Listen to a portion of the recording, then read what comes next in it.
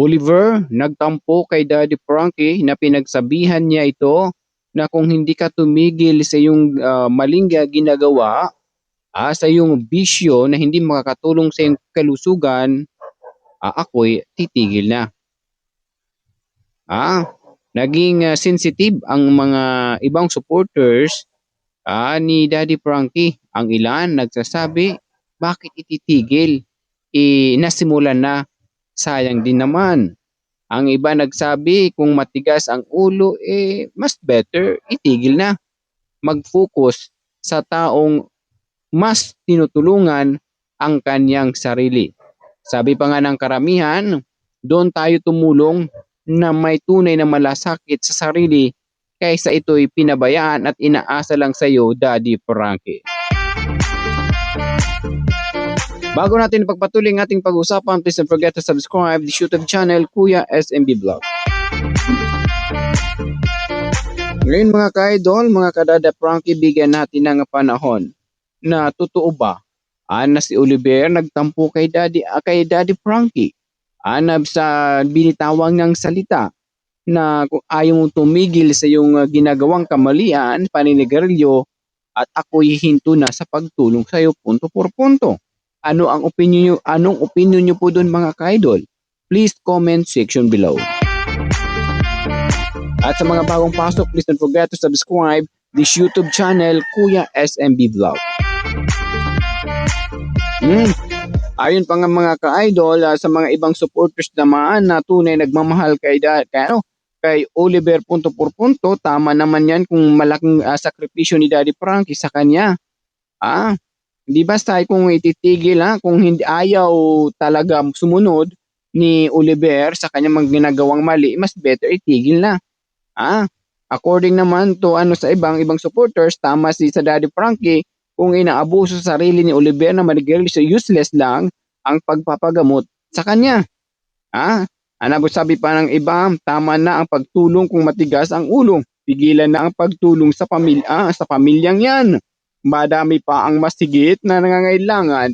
Ang mga abusado na ang mga iyan according sa ibang supporters. Kung may concern ang pamilya kay Oliver, dapat sinusuportahan ito. Bakit pinapabayaan? Sila pa ang naging konsente kung bakit nagagawa ni Oliver ang mga bagay na hindi dapat gawin. And of course, nangailangan masabahan ang puri sa aming iba, absolutely dapat lang na di natulungan kung ayaw makinig si Oliver. Sa ikakabuti ni Oliver ang payo. Totoo po yun mga ka-idol, yung point ni Kuya SMB. Kasi ang iba na naging sensitibo sa sinabi ni Daddy Frankie kay Oliver. Tama din naman Daddy Frankie kasi dapat tulungan niya sa sarili niya. Totoo po yun, di ba? Sabi ko pa nga, sa katulad ng mag-aaral, doon tayo magsuporta sa batang nagpupursige ng pag-aaral. Huwag tayong sumuporta sa bulakbol kasi nagsasaya lang tayo ng panahon. Katulad kay Oliver, ginagawi ang best ni Daddy Frankie, naglaan ng oras, panahon para suportahan si Oliver, pero sinasayang lang ito. Hindi binibigyan ng pagpapalaga. Lalo-lalo ang pamilya nito, ang mga kapatid nito, punto por punto. Sabi pa nga ng iba, tama ka naman si Daddy, nag-effort ang tao, tumulong tapos yung tutulungan, matigas ang ulo. Paano kaganahan tumulong pa sa pinapagamot mo na, di ba? So it means hindi pinapahalagaan ang mga naitulong ni Daddy Frankie kay Oliver punto por punto. Tama naman yung wag niyang masamain ang payo ni Daddy Frankie kay Oliver, labis ang pagmalasakit ni Daddy Frankie sa buong team. Totoo po yun. Sabi pa nga ng iba, sayang ang tulong kay Oliver, marami pang dapat tulungan si Ansi, lahat ang makikinabang. Lahat pumunta ka na sa One Daddy Frankie, ang daming mahirap dyan, inihintay ang tulong mo. Punto por punto. Diba? Tama po ako mga ka-idol. Tama lang sinabi ni Daddy Frankie. Rakutin si Oliver kasi nag-aalala si Daddy Frankie na nasayang ang pinaghirapan ni Daddy Frankie kung ituloy ang kanyang ginagawang kamaliang bisyo.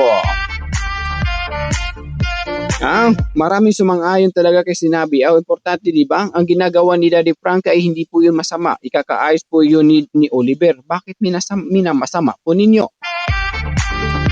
Tama lang naman yung sinabi ni Daddy Frankie kay Oliver. Kasi ang iba naging sensitibo. Bakit titigilan daw ni Oliver, ni Andy ko, ni Daddy Frankie pagsusuporta kay Oliver? Malaki na ang ambag ni Oliver kay Daddy Frankie noon hanggang ngayon. Sabi pa nga dito kay Daddy Frankie ay kay Daddy Frankie ay paalaala lang yun. At isang bahala kung susunod man o hindi si Oliver, kasi gusto ni Daddy Frankie mapabuti si Oliver hanggang sa huli. Punto por punto. So again mga kaidol, huwag niyong masamain ang kung ano man ang nabitawan ni Daddy Frankie na minasama ng loob ni Oliver na nagsinabihan siya kung ayaw mo tumigil sa bisyo, mas better tumigil na lang ako. Kasi ayaw ko naman magsayang ko ng panahon. Maraming taong mas nangangailangan sa akin. Punto por punto. Tama naman si Daddy Frankie na pagsabihan si Oliver. Siyempre malaking hirap din ang ginagawa ni Daddy Frankie. Sa kanya paano yun ang magkasakit? Siya di babalik na naman. Gusto niya ansing yun.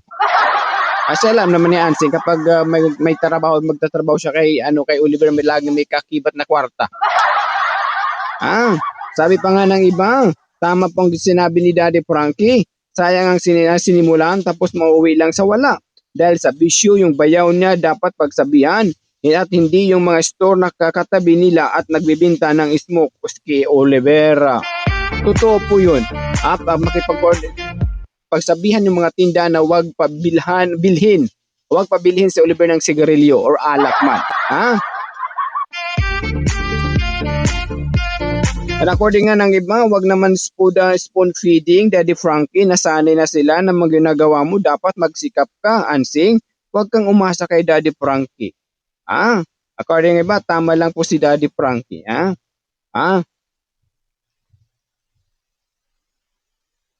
According pa man, tama lang sabihan ni Daddy Frankie na ganun din niya tinigilan niya sigarilyo. Sayang lang ang pinaghihirapan ni Daddy Frankie sa kanya kung sigarilyo pa rin siya. Tama po yun. Yung po mga kaidol, ang sinasabi ni Daddy Frankie, huwag niyong masamain. Kasi po kung nagtampo man si Oliver kay Daddy Frankie, mali naman talaga niyan. Kailangan i-accept niyo yun. Kung talaga nagtampo siya punto por punto. Kasi ang ginagawa lang naman ni Daddy Frankie na may ayos ang kanyang buhay. Na sinayang ng kanyang pamilya na pinabayaan doon sa dulo na parang nag-aantay na lang na hanggang siya'y mamatay. Ganun po ang mangyayari po mga ka-Daddy Frankie. Walang masama sa sinabi niya, siguro kung kayo ang nasa lagay ni Daddy Frankie, ganon din ang ibigay niyong bahala. Ben Kuya Esim, ganon ang sa aking sasabihin kay Oliver. Yung nagagalit kay Daddy Frankie, wag naman ganon sisikatin din. Ako agree ako sa sinabi ni Daddy Frankie na dapat pagsabihan niya si Oliver. Kasi nagpuhunan na po siya ng pawis, effort, ginawa niya ang best para gumaling, tapos at the end yan kung makita na gumaling na, magbibisyo na naman. Nasaan na dun yung hustisya? Nasaan na dun yung concern sa sarili? Again, kay Ansing kasi na nakapokus ngayon si Daddy Frankie, kumikita siya. Akala ko ba si Ansing dapat magbawal kay Oliver? Kaso sa awa nga o natuto manigarilyo siya, magbigay mismo si Ansing na nagsabi. Kaya alam naman natin si Ansing may kapabayaan din. Alam na pala laging kasama dapat yung asawa ni Ansing, pinagsasabihan din na wag manigarilyo si Oliver. Kaya again, ulitin ko po kung anumang nasabi ni Daddy Frankie, wag na po magtampo. Dahil ang ginagawa lang naman po ng founder, ang ginagawa lang naman po ang tunay na nagmalasakit na hindi nagawa ng pamilya ni Oliver ay babala na wag gawin kasi makakasira at baka doon siya mamatay. Grabe naman mga masyado na sensitive mga manonood na to. Agad-agad namang galit agad kayo kay Daddy Frankie, hindi nyo na lang unaunawaan, ibig sabihin ni Daddy Frankie. Para medyo matakot din si Oliver, para din kay Oliver, yun baka kung makipag-react naman kayo, gusto nyo lagi yung perfect. Sinabi ni Daddy Frankie, ang tingnan ninyo yung ginagawang kabutihan ng tao, hindi yung kunting bagay masyado nyo pinapalaki. Punto por punto. Diba? Ganun lang po doon point ni Kunua kasi ang point lang naman ni ni Daddy Frankie na maging maayos ang buhay ni Oliver. Ganun lang. Napakabuti ni Daddy Frankie, bihira ang tao na katulad niya. Isa siyang good Samaritan. Sana huwag natin siyang husgahan. Ang ginagawa niya para sa kabutihan ni Oliver dapat pagpasalamatan. Punto por punto. So mga ka-idol, ganun po doon natin susukatin ang mga ka-idol kung paano mag-alaga, paano mag-aruga si Daddy Frankie. Hindi yung lahat ng mga binibitawan ni Daddy Frankie na makakatulong naman kay Oliver, ginagawa nyo ng issue. Na hindi naman po tama po, yung tama po. Ang sa ngayon, ayaw pa rin. Sabi pa nga ng tama Kuya SMB, wala nang concern sila, kunwari lang si Ansing kung nandyan si Daddy Frankie. Nag-aalaga kay Oliver, pag alis ni Daddy Frankie, pinabayaan na naman marami na pinapakinabang si Ansing sa bahay ni Oliver. Diba? According hindi po kasi mali po yun. According naman to kasi tinuruan ng asawa ng avatar dahil si Ading Alak Sugal. O wag naman kayo kiss, kailan naman alam naman natin na umiinom ng alak si JJ, wag mo naman, is better dumistansya ka na. Wag ka nang magpakita na umiinom ka kasi alam naman natin si Oliver mabilis ma-convince. Mabilis makumbinsi. Ganun po. Mabilis kasi bored na po si Oliver, punto por punto. Nagawa si Ansing naman sila kahit mawala si Oliver. May Ansing. Kasuhan po kung sino nagbigay ng sigarilyo kay Oliver. O kasuhan. O yari si Ansing, kakasuhan ng asawa. Single na si Ansing. Parang di pa totally magaling pati gamot. Nakalimutan ang gamot niya. Wala pa yung asawa ni Ansing. Interesado lang sila sa bahay niya. Punto por punto. Sabi nga ni Ansing kanina, gaganda daw yung gamot ni Oliver.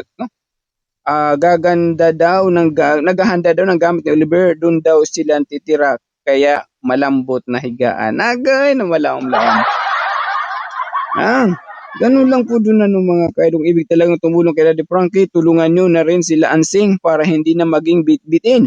Pagbigay tuloy-tuloy na kasi favorite din naman ni Daddy Frankie si Ansing. Sustentuhan na nga silang buong pamilya. Si Lansing mukhang kayang-kaya naman ni Daddy Frankie. Dapat kumuha na lang si Daddy Frankie na mag-alaga kahit kung matanda dyan na malapit, pwede yun. Oo, pwede rin. Kapag nakita may potential na mag-alaga, bakit hindi? Dapat lang talaga magkapatid Oliver ang katulong ni Daddy Frankie sa pag-alaga. Loong mga kapatid na yan ni Oliver.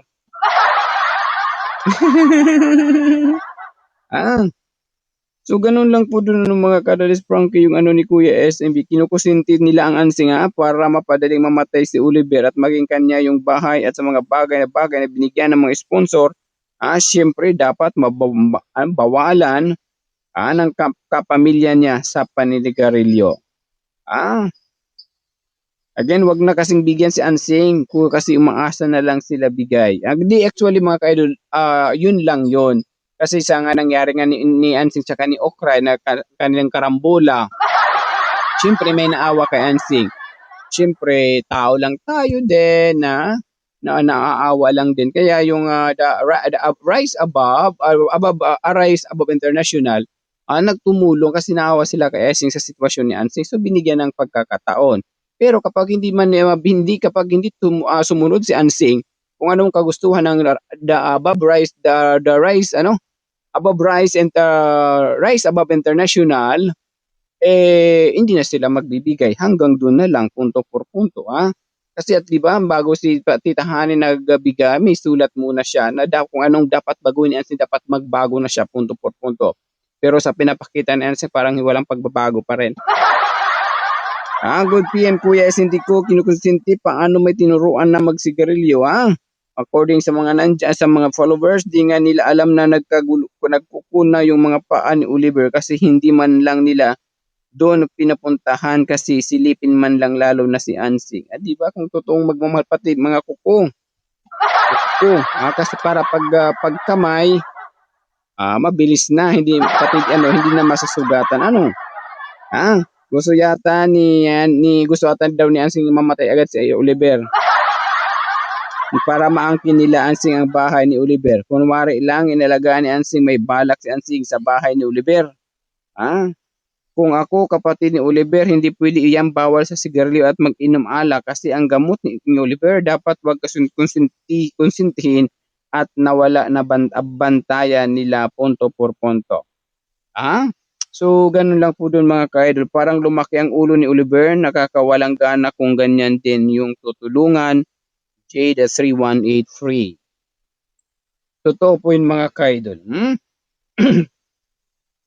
Kaya walang karapatan si Oliver magtampo, magalit kay Daddy Frankie dahil si Daddy Frankie naglaan sa kanya ng mahabang panahon para maibigay ang dapat maibigay ni kakaayos kay Oliver at matulungan ang kanyang madilim na buhay na ginawa siya ng hayop ng kanyang pamilya. Ngayon na ginawa na siyang tao punto por punto.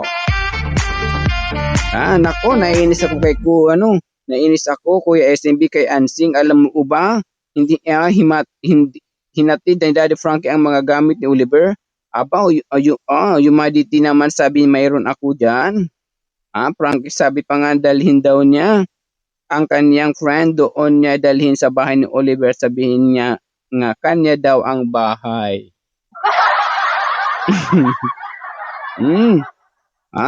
Kasi parang nangangasar din si Ansing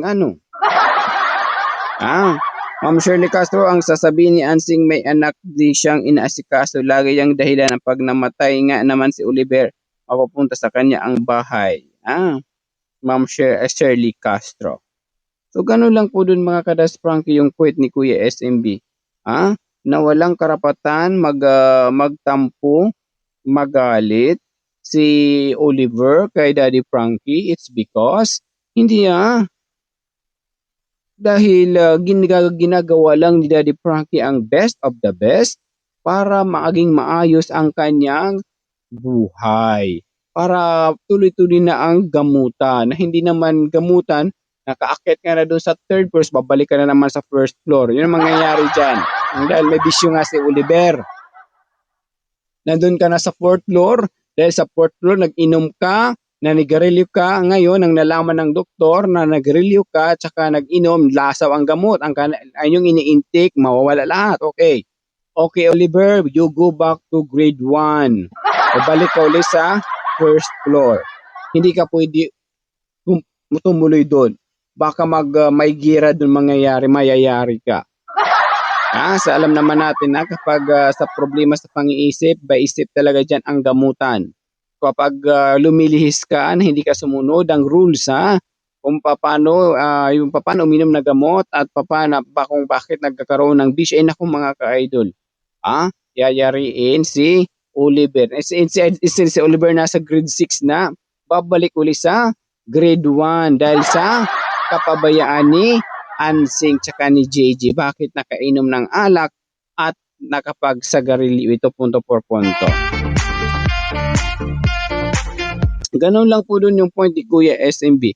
Uulitin ko po, walang karapatan si Oliver magtampo o magalit kay Daddy Frankie dahil ginagawa lang Daddy Frankie ang the best niya para matulungan si Oliver at hindi ito mamatay ng mabilisan. Kung ano man ang gustong mangyari ng kanyang ibang pamilya, nabawian na si Oliver ng buhay. Ang gusto ni Daddy Frankie na tumagal pa si Oliver at makita ni Oliver ang buhay, normal na buhay dito sa ibabaw ng mundo. Ganun lang po yung point ni Daddy Frankie. Kung makapagsalita man ni Daddy Frankie na hindi tanggap ng ibang supporters, kung nakapagsalita man si Daddy Frankie na hindi tanggap ni Oliver, dapat magpakumbaba na lang siya, accept na lang niya alang-alang sa kanyang kabutihan at mabigyan ng buhay ang kanyang pangalawang buhay. Ayan mga Kadaris Frankie, yun lang ating pag-uusapan ng ating premiere ngayong gabi. Sa mga bagong pasok, don't forget to subscribe sa YouTube channel Kuya SMB Vlog. Again, ang ating pinag-usapan, Oliver nagalit at nagtampo sa sinabi ni Daddy Frankie. Kung may mga idea kayo, please comment section below. Again, magkaisa magtulungan para maging sulit pulido Daddy Frankie community. Basta nasa katwiran at nasa tama, ipaglaban mo. Hanggang sa muli, hanggang dito na lang again. This is Kuya SMB. Para sigurado punto por punto, pack na pack, and full na full. Have a good day everyone. Ingat, God bless. Mabuhay tayong lahat. Love you all.